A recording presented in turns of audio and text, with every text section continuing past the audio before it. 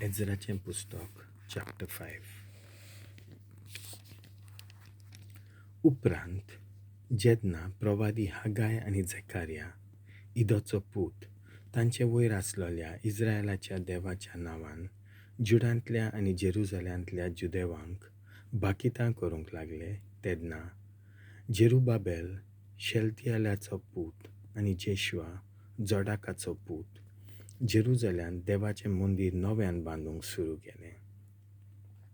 तांचे बरी तांकां बोल दिवन देवाचे प्रवादी आसले.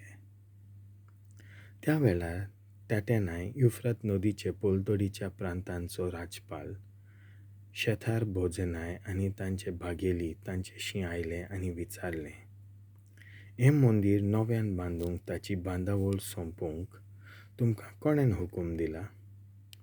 ही bandavôll उबारतात तांची नांवां कोण? पूण तांचे देवाचे दोळे जुडेवांच्या जाणट्यांचेर आसले. दारियसाक ह्या विशयाचो वाको पाठोवन ताचो अधिकृत जबाब पावसर वावर बोळान बंद करूंक लायलो ना. डारियस राजाक राजपालाची चीट. ताटेना युफ्रात नदीचे पलतडी प्रांतांच्या राजपालान शेथार भोजनाय हाणें आनी ताच्या भागेल्यांनी युफ्रात नदीचे पलतडीच्या प्रांतांच्या अधिकाऱ्यांनी डारियस राजाक पाठयल्ल्या पत्राची ही प्रती तांणी ताका हो वाखो पाठयलो. डारियस राजाक माये मोगाचो नमस्कार. राजाक कळोवंक जाय की आमी जुडाच्या प्रांतांत वत्त्या देवाच्या मंदिराशी गेलोल्या. त्या चिऱ्यांनी बांदतात वळणटोनी लांब पाट्यो भरल्यात, वावर नेटान चल्ला आनी सुडसुडीत फुडें वता. जाणट्यांक prosn करून आमी विचारलें, हें मंदीर बांदूंक आनी ताची bandavôll sompounk तुमकां कोणें रजा दिल्या? तुका kollounk आनी तांची नांवांय विचारलीं. तांणी आमकां असो जबाब दिलो, आमी स्वर्गा आनी संवसाराच्या देवाचे सेवक. आमी हें मंदीर नव्यान बांदतांव तें खूब वर्सां आदीं इस्रायलाच्या एका व्हडल्या राजान बांदलोलें आनी सोंपयलें. पूण आमच्या पुर्वजांनी सर्गींच्या देवाक तिडकायलो आनी ताणें तांकां काल्दियेकारा नेबुकदनेझारा बाबिलोनियाच्या राजाच्या हातान दिलें.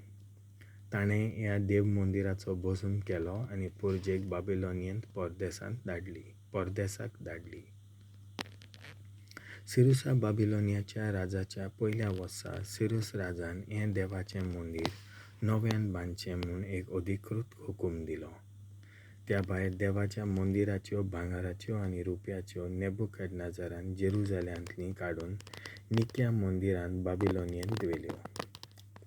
सिरुस राजान बाबिलोनियाच्या मंदिरांतलें काडून शेजबजार नांवाच्या मनशाय लागीं जाका ताणें राजपाल नेमलोलो दिल्यो आनी ताका अशें सांगलें, ह्यो वस्तू घे, वच आनी जेरुजाल्यांतल्या मंदिराक त्यो परतून दी आनी देवाचें मंदीर ताच्या पुर्विल्या जाग्यार नव्यान बांदून येवन दी.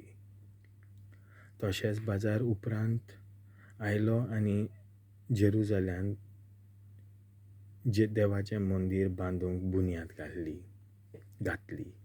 तेन्ना थावन ताचो बांदपाचो वावर चलत आसा, पूण अजून पर्यान तें सोंपोंक ना. म्हणटच राजाक बरें दिसत जाल्यार बाबिलोनियेंत राजाच्या सरकारी दुडवां वेव्हाराच्या खात्यांत सोदपूस करची आनी सिरुसा राजान जेरुजाल्यांत देवाचें मंदीर नव्यान बांदूंक अधिकृत हुकूम खरेंच दिलोलो जाल्यार रुजू करचें हे विशीं राजाचो निर्णय आमकां धाडून दिवचो.